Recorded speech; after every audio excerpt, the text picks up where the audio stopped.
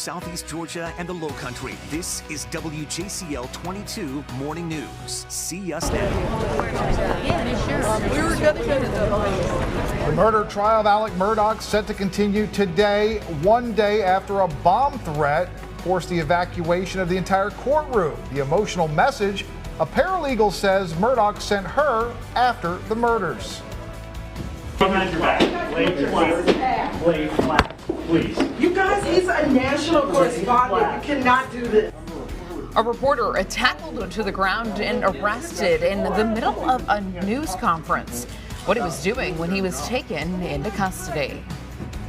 One person is dead, 5 are hurt after a car crashed into this building. The big reason police say the driver was running from them.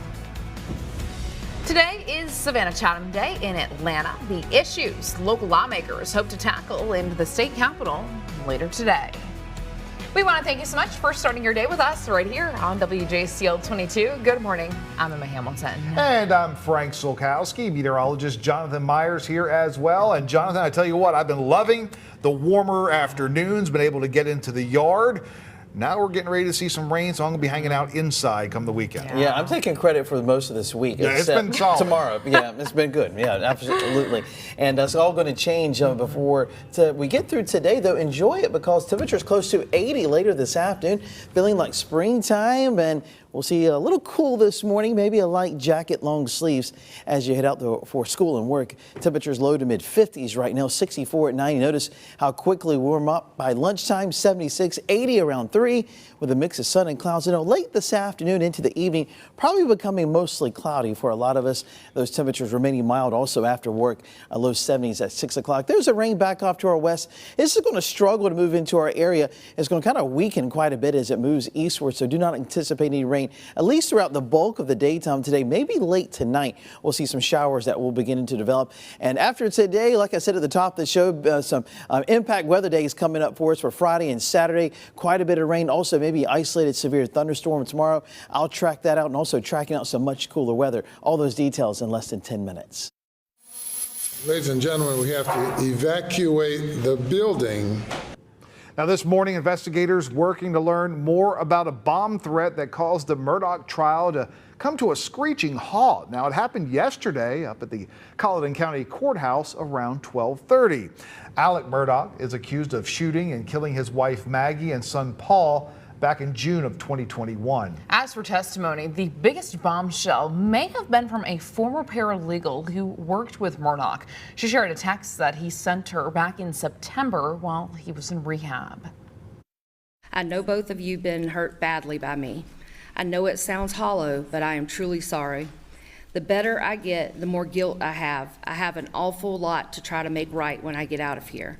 The worst part is knowing I did the most damage to those I love the most. Coming up in our next 30 minutes, what an FBI agent learned about the night of the murders by studying Murdaugh's car. And don't forget, you can stream the entire trial live on our website at WJCL.com, or you can watch it on the go by downloading the WJCL 22 News app. And also make sure that you download the Very Local app to watch anything you might have missed from our newscast. Behind your back. Lay flat, please. You guys, he's a national correspondent. You cannot do this. All new this morning, a journalist facing several charges after police tackled and arrested him during a news conference. Now, it all happened yesterday in eastern Ohio, days after a train derailment and explosion. Officials asked the D.C.-based reporter Evan Lambert to stop his live report while the Ohio governor was talking. Officers released the reporter from jail last night. The governor said in a statement he had no idea the reporter was being asked to stop his live report and did not make that request. New this morning, police in Georgia say human remains found near a creek bed Monday night belong to a missing 16-year-old girl. Someone found the remains more than 20 miles from where Susanna Morales was last seen alive last July. Police have not said whether they believe foul play was involved in her death. Right now, they are trying to figure out how she died. This morning, Georgia's first city is taking over the capital city as people travel across the state for Savannah Chatham Day up in Atlanta. We want to get right out to our Nakaya Carrero, who had a chance to speak with one of our state representatives about what we can expect. Nakaya, what did he say?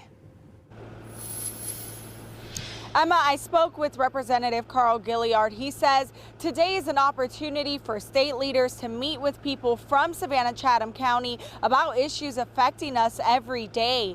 Here are some of the issues he wants to see talked about.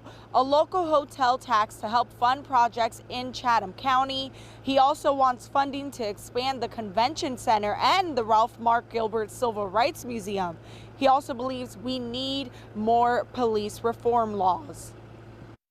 These men and women have a lot to do. They have to come out and deal with civil cases, mental health issues when they come out for calls, dealing with all types of things.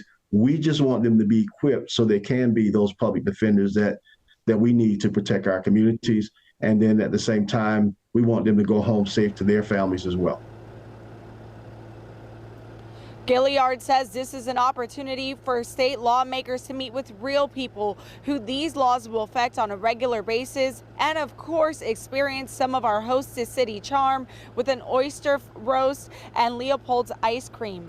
Coming up in the next 30 minutes, what Gilliard says he wants to see done about gun laws. Emma, back to you. All right, our Nakaya Carrero live for us in downtown Savannah. Nakaya, thanks so much.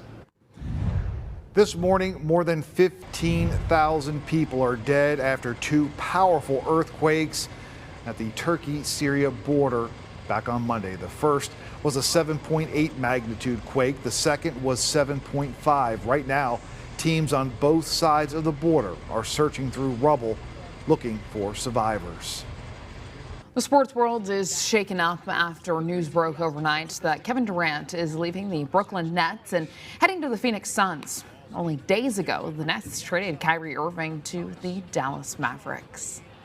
Congratulations, DeMar, for winning the NFLPA's 2023. This morning, Buffalo Bills safety Damar Hamlin has some new hardware to add to his shelves. The NFL Players Association Alan Page Community Award. It recognizes a player who demonstrates dedication to positively impacting his team, city, and communities across the nation. The award comes just over a month after Hamlin's heart stopped during a game. Well, happening today, the Effingham County School District is hosting a job fair. It runs this afternoon from 4 until 7 at the College and Career Academy. They're looking to fill a variety of positions at all of their schools. Jonathan.